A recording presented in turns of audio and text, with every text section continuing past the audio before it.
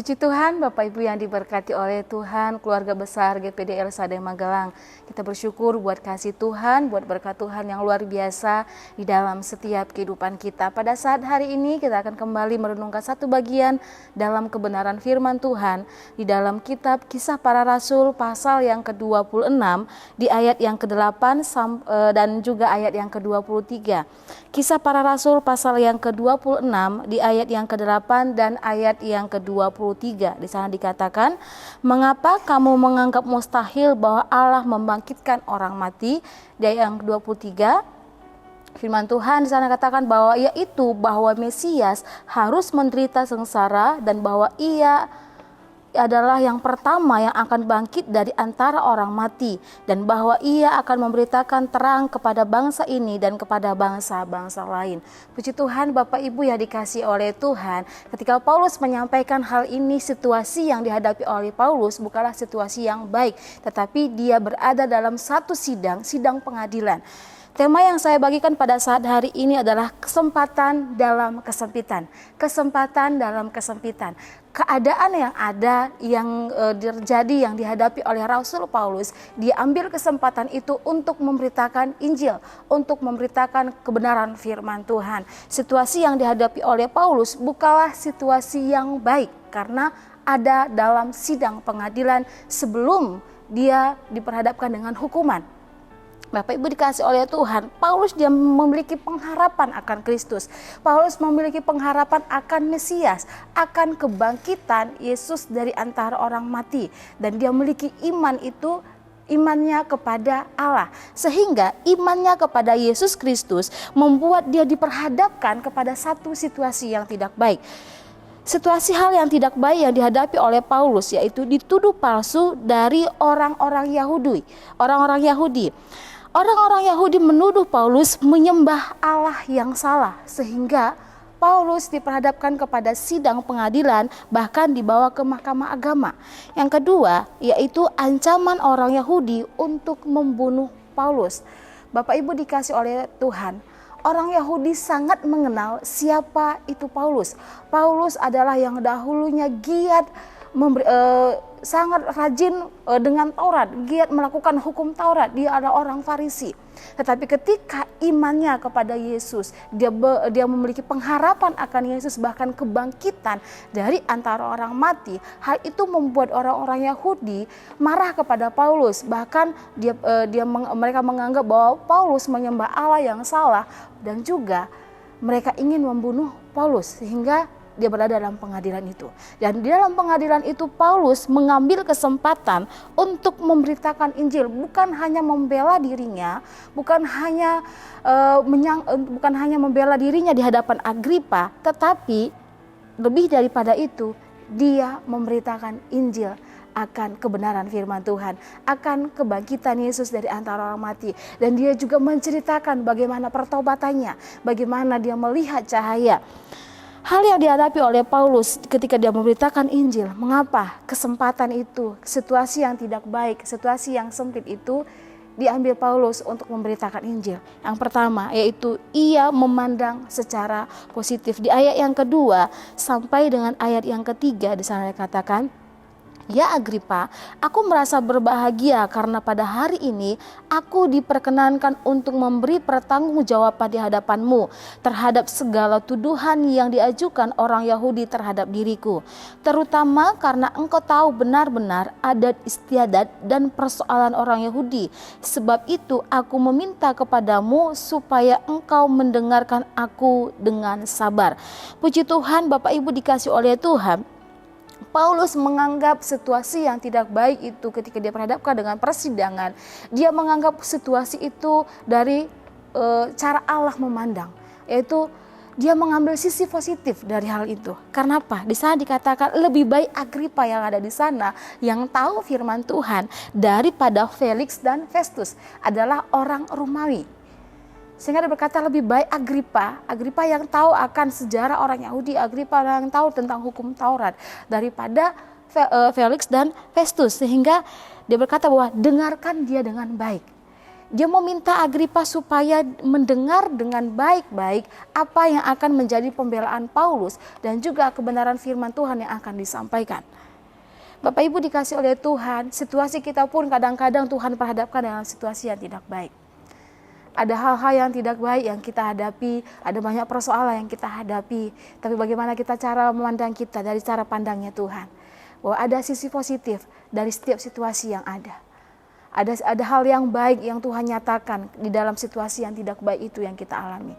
Yang kedua, memberitakan Injil dalam pengadilan. Bapak Ibu dikasih oleh Tuhan, Paulus memulai pemberitaan Injil di hadapan Agripa, di hadapan para raja-raja ketika itu dengan bercerita tentang masa lalunya yang gelap. Dia mengambil kesempatan itu, dia terlebih dahulu menceritakan bagaimana masa lalu Paulus. Di ayat yang ke-9 sampai dengan ayat yang ke-10. Ayat yang ke-9 sampai dengan ayat yang ke-10 di sana katakan, bagaimana juga aku sendiri pernah menyangkal bahwa aku harus keras bertindak menentang nama Yesus dari Nazaret. Hal itu kulakukan juga di Yerusalem. Aku bukan saja telah memasukkan banyak orang kudus dalam penjara setelah aku memperoleh kuasa dari imam-imam kepala, tetapi aku juga setuju jika mereka dihukum mati. Menceritakan masa lalu yang gelap. Yang pertama yaitu menangkap atau membunuh orang-orang percaya. Membunuh orang-orang percaya yang percaya kepada Yesus. Di sana dikatakan bahwa dia setuju. Dia menangkap bagaimana kita melihat sejarah sebelum Paulus percaya kepada Yesus. Dia menangkap orang-orang percaya, dia membunuh orang-orang percaya, dia melakukan dengan hal-hal yang sangat kejam yang dilakukannya. Dan sana dikatakan dia percaya. Itu adalah masa lalu yang gelap. Yang kedua yaitu mereka menyuruh bahwa orang percaya itu untuk menyangkal imannya. Di ayat yang ke-11 firman Tuhan menjelaskan, dalam rumah-rumah ibadat aku sering menyiksa mereka dan memaksanya untuk menyangkal imannya. Dan dalam amarah yang meluap-luap aku mengejar mereka bahkan sampai ke kota-kota asing. Di sana dikatakan bahwa Paulus menyuruh orang-orang percaya itu untuk menyiksa mereka, untuk menyangkal iman mereka. Ketika mereka tidak menyangkal iman mereka, mereka melakukan penyiksaan di rumah ibadah. Mereka melakukan penyiksaan orang-orang percaya di rumah ibadah. Itu adalah masa lalu yang gelap yang dialami oleh Paulus. Dia melakukan hal-hal yang tidak baik. Pertobatan yang dialami oleh Paulus adalah kesaksiannya bagaimana dia bertemu dengan Tuhan. Yang pertama, melihat cahaya yang sangat terang. Melihat cahaya yang sangat terang. Di ayat yang ke-12 sampai dengan ayat yang ke-13. Di sana dikatakan, dan dalam keadaan demikian ketika aku dengan kuasa penuh dan tugas dari imam-imam kepala sedang berjalan ke Damsyik, tiba-tiba Raja Agripa pada tengah hari bolong aku melihat di tengah jalan itu cahaya yang lebih terang daripada cahaya matahari turun dari langit meliputi aku dan teman-teman seperjalananku. Di sana dikatakan bahwa dia melihat satu cahaya yang sangat terang pada siang hari. Pada siang hari ketika orang beristirahat, kita melihat bagaimana Paulus dengan semangat dia mengejar orang-orang percaya untuk membunuh orang-orang percaya. Tapi pada siang hari itu dia melihat satu cahaya yang sangat terang. Cahaya yang sangat terang itu lebih terang daripada matahari. Sehingga Paulus masih bisa melihatnya. Saya katakan dengan kuasa yang penuh dari surat yang dia pegang untuk membunuh orang-orang percaya. Tapi di situ dia bertemu dengan Tuhan. Dia melihat satu cahaya yang sangat terang. Yang kedua, dia mendengar Tuhan berbicara. Dia mendengar suara Tuhan. Di ayat yang ke-14. Kami semua rebah ke tanah dan aku mendengar suara yang mengatakan kepadaku dalam bahasa Ibrani. Saulus, Saulus, mengapa engkau menganiaya aku? Sukar bagimu menendang galah rangsang. Bapak Ibu dikasih oleh Tuhan, Paulus dia berkata bahwa dia mendengar satu suara dari Tuhan.